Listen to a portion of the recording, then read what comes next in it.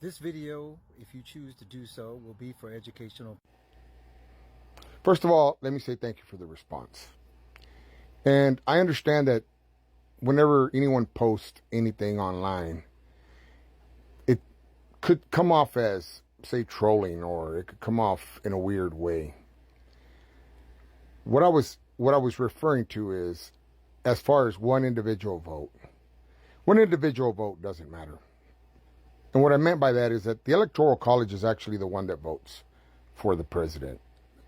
But even the president himself, even Joe Biden, as you were saying, isn't going to make a bit of difference. So let me give you a few qualifications. I have a job, I own a house, I have a car. I actually have a master's degree in criminology.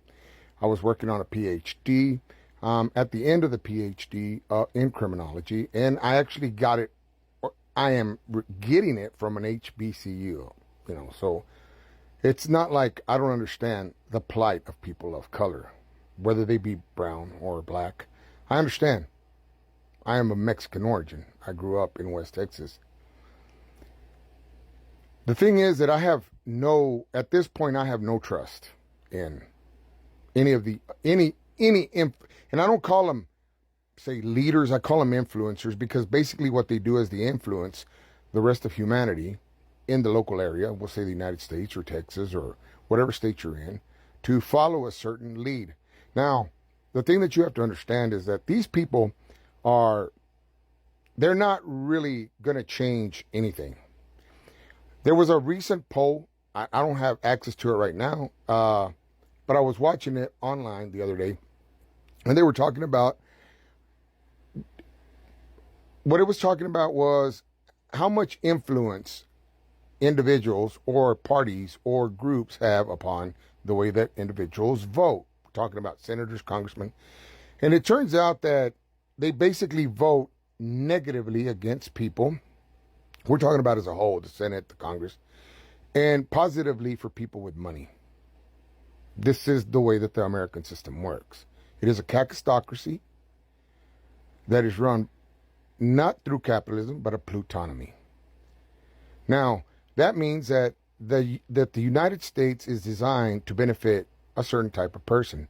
Now, you kept mentioning about who Biden puts into place. Even though that I go to HBCU, I don't think that because a person has a certain skin tone, that makes them progressive or radical or critical. All that does is, not all skin folk are kinfolk. That's one of the things that I learned at the HBCU. In other words, someone like Alberto Gonzalez, who was the Attorney General under W, has nothing in common with me. He probably believes himself to be white on the inside. And there is something to be said for that. I am not a conservative in any form or fashion. Like I said, I do not, and I don't think that Trump is that far removed from Joe Biden. That's like team sports. You know what I mean? It's all football. It doesn't matter whether it's the Washington Redskins or the Commanders or the Dallas Cowboys. It doesn't matter. It's all football. In other words, it doesn't matter what team you think is playing, because at the end of the day, they're not playing for the American public. They're playing for a very select group of people, and we're not that group of people that they're playing for. The working class does not matter in the United States, and honestly, it never has mattered. The only time that the working class mattered when they were chattel slavery, and only in order to make generational wealth for the white supremacists that wiped out, and actually they didn't wipe out the Native Americans, they gave them diseases. The whole theory about how they beat them with guns and stuff, that's, again, if you're well read, you know that that's not really what happened. They gave them diseases, they died off, they were unable to fight back because their numbers couldn't grow back fast enough. As far as I have no skin in this game. None of these people do I care for. And I'm talking about these people that are influencers, whether they are at the top of a corporation or whether they're at the top of the government. And I don't mean top like they're going to look down upon me, but whether they're influencing from the government or they're influencing from a corporation, I really don't care about these people. These people will make no difference in our lives other than to make it hard upon us. I don't see what I don't see any value in voting. Electoral politics are a farce. You're voting for the lesser of two evils. Now, you're not looking at it that way. You honestly believe that because he's going to select people of color into his positions of, say, being a judge or a cabinet member, it doesn't matter. Those people don't matter because they're going to vote for the white agenda. They're going to vote for white supremacy. And you're not going to push the needle back. All you're going to do is you're going to create a system where these people are going to have allegiance to something like America. And America has an allegiance to something like Israel. And Israel, I've actually have been studying Israel. And I was studying Israel at the very beginning. We're talking about years ago, back in the early 80s, because I was reading Noam Chomsky and I was reading about the Intifada and I was reading Z Magazine and I was reading books on when they were uprising in the 80s, when the Palestinians were uprising in the 80s. I'm known about this. I have a degree in Homeland Security. One of the things that you focus on in Homeland Security is things like the Israeli-Palestinian idea. You learn about stuff like the Stern Gang was a terrorist organization, and who was part of the Stern Gang? Menachem Begin, and Menachem Begin became a prime minister in Israel.